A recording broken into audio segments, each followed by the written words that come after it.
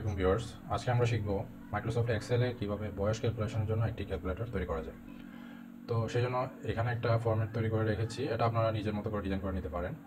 তো যেখানে আপনার ইয়ারের ঘরে আমরা যে ইয়ারের যে একটা ফর্মুলা আছে ইকুয়াল টু থেকে শুরু করে এই ফর্মুলাটা কপি করে আমরা ইয়ারের ঘরে বসিয়ে দিলাম। তারপর এই যে মান্থের ঘরে যে ফর্মুলাটা আছে সেটা মান্থের ঘরে বসিয়ে দিলাম।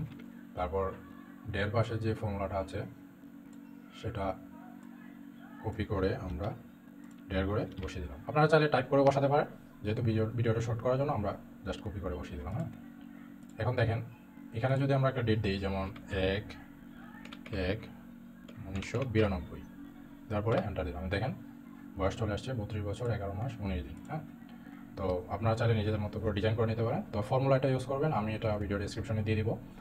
আপনারা চাইলে টাইপ করে বসাতে পারেন এবং কপি পেস্ট করেও এটা তৈরি করে নিতে পারেন। ধন্যবাদ।